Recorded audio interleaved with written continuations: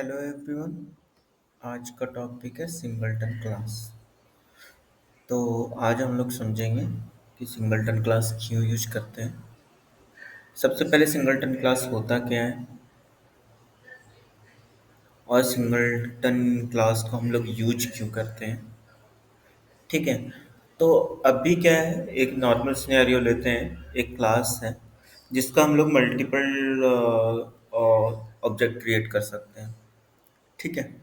अभी क्या है, क्या फिर हमको एक यूनिकनेस चाहिए कि मतलब हमारा एक क्लास है, उसका सिर्फ एक ही ऑब्जेक्ट क्रिएट हो सकता है। उससे ज़्यादा हम ऑब्जेक्ट उसका क्रिएट नहीं कर सकते हैं। तो ये हमें क्यों चाहिए, उसके लिए ये है क्या कि हमें एक डीवी कनेक्शन करना है, डीवी कनेक्शन इस्टेब्लिश करना है। तो हम नहीं चाहते हैं क्या कि जितना यूजर आए या फिर जितने लोग लॉगिन करें, वो हर किसी एक के लिए एक न्यू न्यू ऑब्जेक्ट क्रिएट करते जाए। हम चाहते हैं थ्रू आउट द एप्लीकेशन एक हमारा ऑब्जेक्ट रहे, हम उसी ऑब्जेक्ट को यूज करें और डेवी में रिकॉर्ड इंसर्ट करें। काइंड ऑफ थिंग, इस तरह का अगर सिनेरियो आ रहा है तो हम लोग उसके लिए सिंगलटन क्लास यूज करते हैं। तो सिंपली हम लोग सिंपल पहले देखेंगे क्या कि मल्टीपल जब हम क्लास का ऑब्जेक्ट क्रिएट करते हैं तो हमें क्या मिलता है, फिर हम जब सिंगलटन करते हैं तो क्या हमें एक ऑब्जेक्ट मिलता है या नहीं मिलता है। ठीक है, उसका मल्टीपल वेरिएंट है, वो भी हम देखेंगे। ठीक है, तो हम लोग स्टार्ट करते हैं। Singleton, singleton class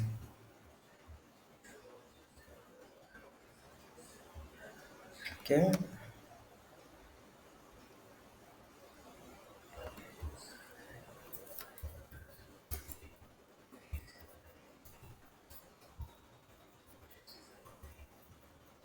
man class. तो अभी हमारा सिंगलटन क्लास जो है, हम उसको अभी ऐसे ही ब्लैंक रहने देते हैं। उसके अंदर कुछ भी नहीं डालते हैं। मैन क्लास में मूव होते हैं, यहाँ पे मैन मेथड इम्प्लीमेंट करते हैं।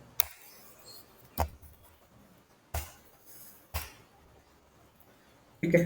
तो अभी हम यहाँ पे क्या करते हैं, सिंपल सा एक सिंगलटन क्लास का एक ऑब्जेक्ट क्रिएट करते हैं यहाँ पे। Single one equal to new singleton class and इसको हम लोग प्रिंट करके देखते हैं आउटपुट क्या रहता है।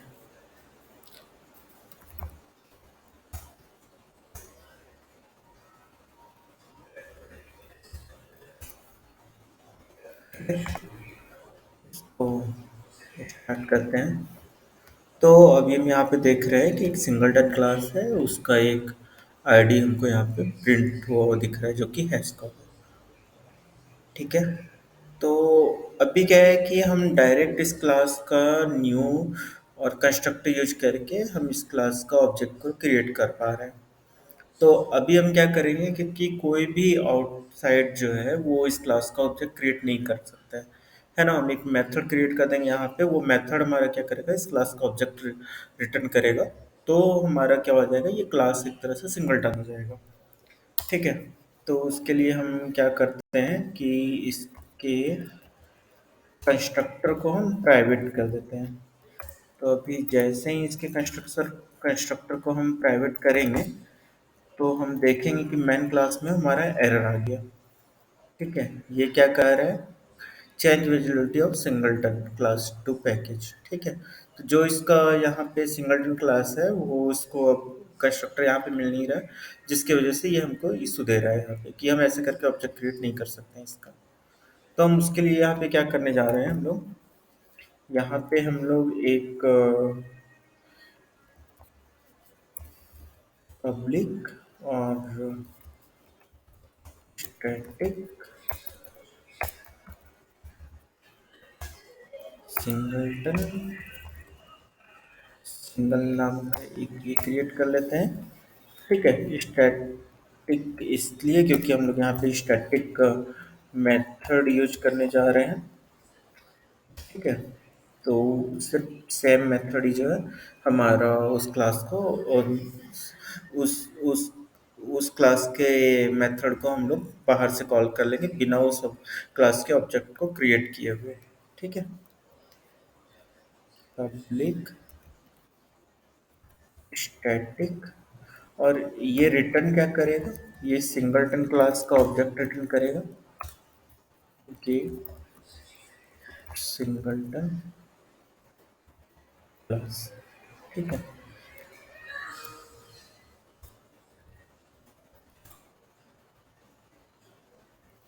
अभी एक रिटर्न स्टेटमेंट लगा देते हैं जो कि सिंगलटन को रिटर्न कर देगा। बट अभी ये सिंगलटन का सिर्फ रेफरेंस क्रिएट हुआ है, ऑब्जेक्ट क्रिएट नहीं हुआ है। तो हम लोग यहाँ पे क्या करेंगे, single equal to new singleton class. ठीक है। अभी हम क्या करेंगे कि instead of creating object from here, we just call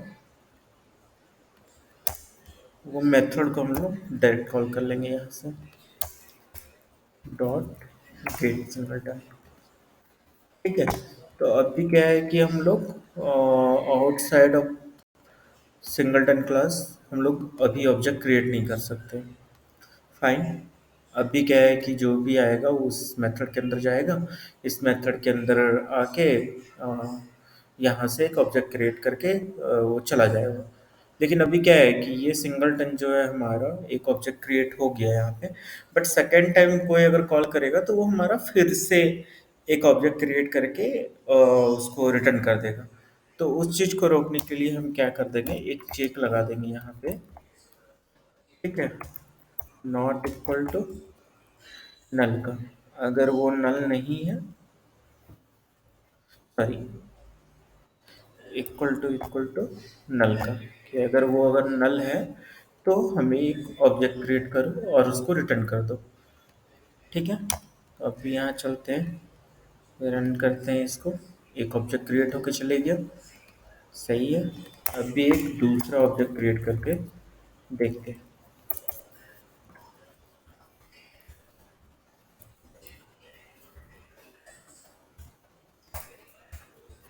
single two equal to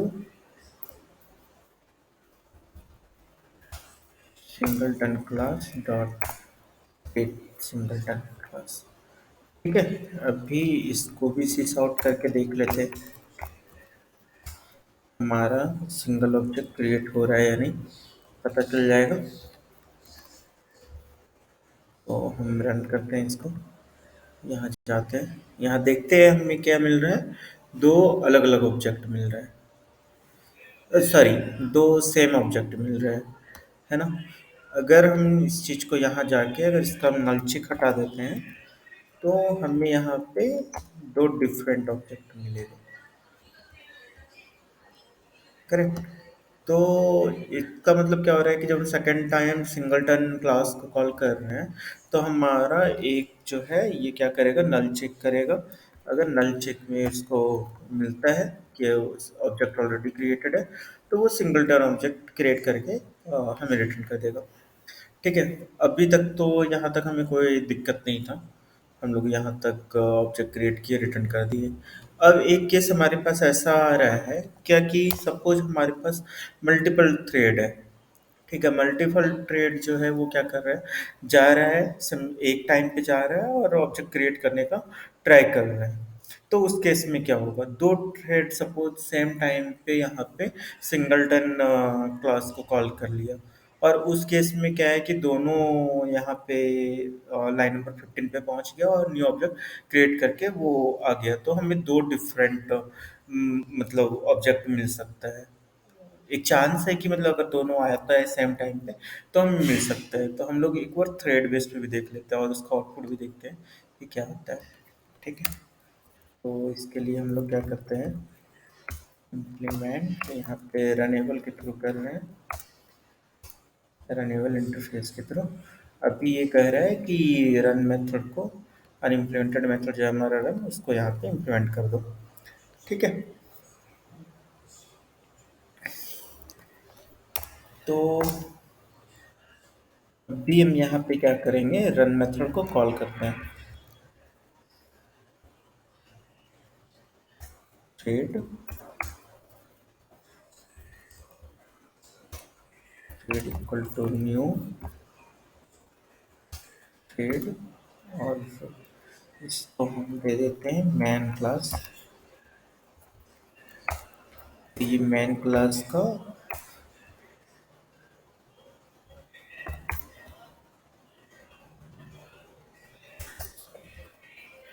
यहाँ पे एक मैन क्लास का ऑब्जेक्ट दे देते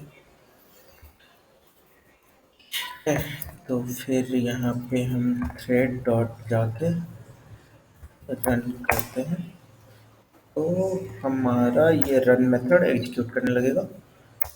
ठीक है, तो यहाँ पे हम क्या करते हैं, यहाँ पे मल्टीपल हम जो है ना एक लूप चलाते हैं यहाँ पे, और मल्टीपल ऑब्जेक्ट क्रिएट करेंगे, और हम लोग देखेंगे कि मतलब वो 10 टाइम्स कर देते हैं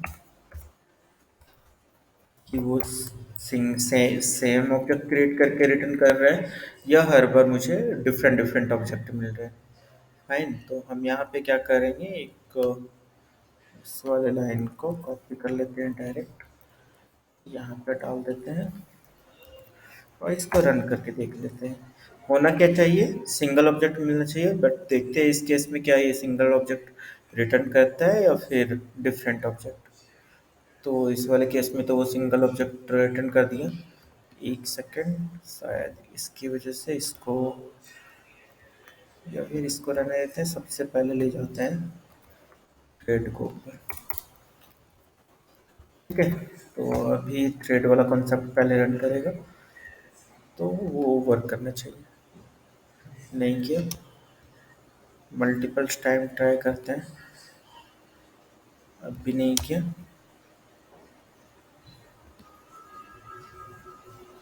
अब भी नहीं किया।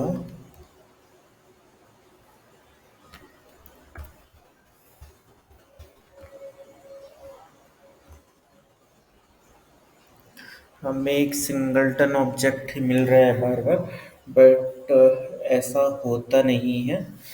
ये किसी ना किसी केस में ऐसा सिनेरियो आएगा कि वो एक ही टाइम पे दो थ्रेड सेम ब्लॉक को एग्जीक्यूट करेगा। ठीक है, तो ये कम्प्लीटली जेवीएम के ऊपर डिपेंड करता है। तो उस केस में हम लोग क्या करेंगे कि इसको जो है हम लोग सिंक्रोनाइज्ड कर देंगे इस ऑब्जेक्ट क्रिएशन वाले पार्ट को। ठीक है, तो उससे क्या होगा कि सपोज इन केस कभी भी अ, अभी हमारे डेमोन्स्ट्रेशन में नहीं वो कैप्चर हो पाया, बट इन केस अगर वो कभी भी दो थ्रेड एक साथ सेम लाइन को हिट करता है, नल चेक वाले को हिट करता है, तो हमारा दो ऑब्जेक्ट जो है क्रिएट हो जाएगा। तो उसके लिए हम क्या करेंगे, एक सिंक्रोनाइज्ड ब्लॉक ऑफ कोड कर देंगे, और सिंक्रोनाइज्ड किसको करना है वो बता देते हैं इसको। ठीक है, तो इस क्लास के इस वाले ऑब्जेक्ट क्रिएशन वाले पार्ट को ये सिंक्रोनाइज्ड कर देगा। ठीक है, यहाँ तक सारा कुछ सही है, लेकिन एक चीज यहाँ पे फिर से, अभी क्या है कि हम यहाँ पे एक बार तो नल चेक कर लिए कि हमारा अगर नल नहीं है तो इसके अंदर चले आओ। दो थ्रेड साथ में आया, यहाँ पे चेक किया, नल नहीं है, दोनों अंदर आ गया। सॉरी, ये नल है, दोनों अंदर आ गया। दोनों आके यहाँ पे सिंक्रोनाइज ब्लॉक में वेट करने लगा। एक थ्रेड आया, वो क्रिएट कर दिया, ऑब्जेक्ट क्रिएट करके मूव हो गया। सेकंड जो थ्रेड वेट कर रहा था इस वाले ब्लॉक ऑफ कोड का, वो क्या करेगा, आके फिर से एक ऑब्जेक्ट क्रिएट करेगा और उसको रिटर्न कर देगा। तो हमारा एक चांस हो सकता है फिर से यहाँ पे कि हमारा मल्टीपल ऑब्जेक्ट क्रिएट हो जाए। तो उससे बचने के लिए हम क्या करेंगे, एक डबल चेक हम यहाँ पे लगा देते हैं कि हम चेक कर रहे हैं कि हमारा एक ही ऑब्जेक्ट तो क्रिएट हो रहा है ना, कहीं ऐसा ना हो कि दो थ्रेड फिर से आके सिंक्रोनाइज ब्लॉक के पास वेट करे और हमारा दो थ्रेड क्रिएट हो जाए। ठीक है, तो एक बार इस वाले को भी हिट करके देख लेते हैं। तो हमारा फिर से एक सेमी ऑब्जेक्ट क्रिएट हुआ है, और सिंगलटन ऑब्जेक्ट क्रिएट हुआ है हमारा। ठीक है, तो ये था हमारा सिंगलटन कैसे हम लोग क्रिएट करते हैं किसी भी क्लास के ऑब्जेक्ट का, सॉरी, किसी भी क्लास क्लास का कोई ऑब्जेक्ट अगर क्रिएट करना है तो कैसे हम लोग एक सिंगल ऑब्जेक्ट क्रिएट कर सकते हैं।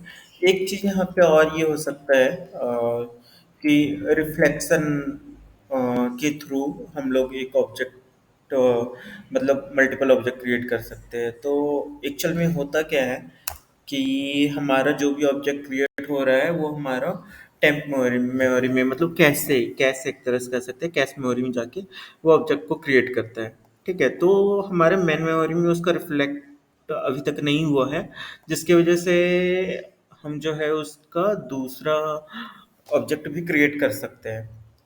ठीक है, जब तक वो मेमोरी को अपडेट करेगा या फिर किसी कारण अगर वो मिस हो गया वहाँ पे, मिस तो वैसे नहीं होता, वो कर ही देता, बट टाइम कंज्यूम करता है। तो उस बीच में अगर कोई आके दूसरा ऑब्जेक्ट क्रिएट कर दिया तो वो रिफ्लेक्ट हो जाए। तो उसके लिए हम लोग क्या करते हैं यहाँ पे, वोलाटाइल वोलाटाइल कर देते हैं ऑब्जेक्ट को। तो वोलाटाइल क्या होता है, हम इसका आपको एक सेपरेट लेक्चर में आपको हम बता देंगे, कि कंप्लीट डिटेल बता देंगे कि वोलाटाइल होता क्या है। जस्ट अभी के लिए बस इतना समझ लीजिए कि वोलाटाइल जो होता है वो क्या, जब भी हम ऑब्जेक्ट क्रिएट करते हैं तो इसका जो है कैश मेमोरी में वो एलोकेट नहीं होता।